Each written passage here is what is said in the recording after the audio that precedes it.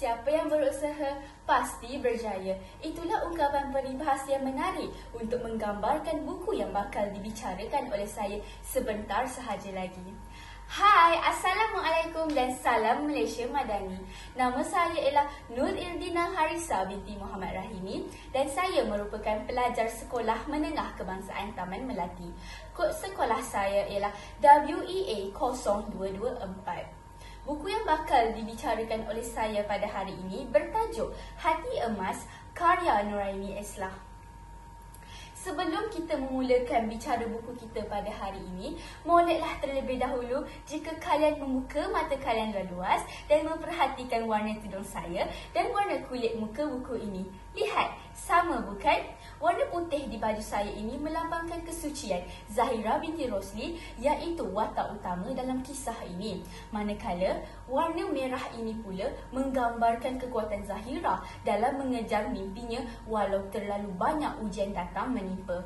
Tanpa buang masa lagi, ayolah kita membedah buku ini.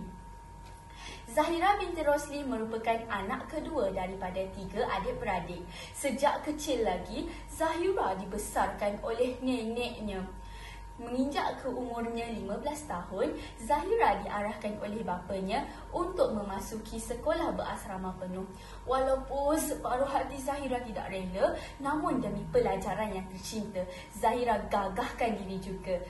Akhirnya, Zahira memperoleh keputusan cemerlang dalam SPM sekaligus melayakkan Zahira untuk melanjutkan pelajaran ke luar negara. Sebelum Zahira melanjutkan pelajarannya ke luar negara, Zahira ditempatkan di sebuah universiti di mana kesemua para pelajar yang cemerlang dikumpulkan untuk mempersiapkan diri ke luar negara, iaitu IPTSJB. Di situlah kisah Zahira bermula. Kehidupan kita tidak selalunya indah. Terkadang kita berada di atas dan terkadang kita berada di bawah. Itulah roda kehidupan yang kita harus tahu.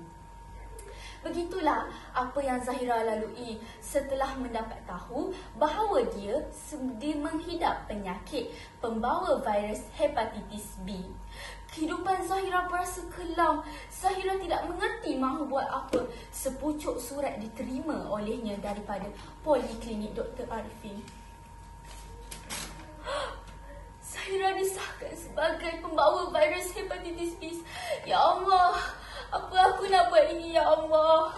Aku disahkan sebagai pembawa virus. Tidak cukup dengan itu, Zahira disisihkan oleh keluarganya kerana dianggap sebagai pembawa virus dan takut untuk menjangkiti. Jika kalian berada di tempat Zahira, apakah yang kalian bakal lakukan?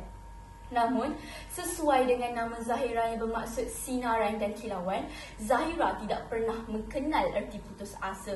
Zahira terus mengorak langkah ke hadapan untuk terus mengecapi kejayaan yang sedang menunggunya di hadapan.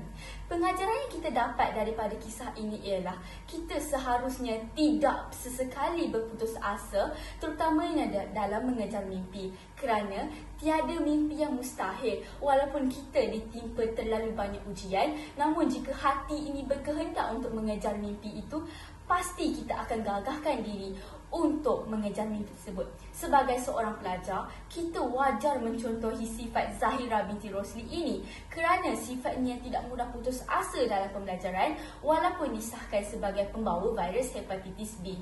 Apatah lagi kita yang sihat ini, adakah kita mahu mengabaikan mimpi kita dan mengorbankan mimpi kita kerana kita malas semata-mata?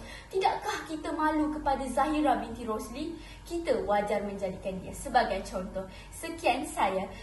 Terima kasih.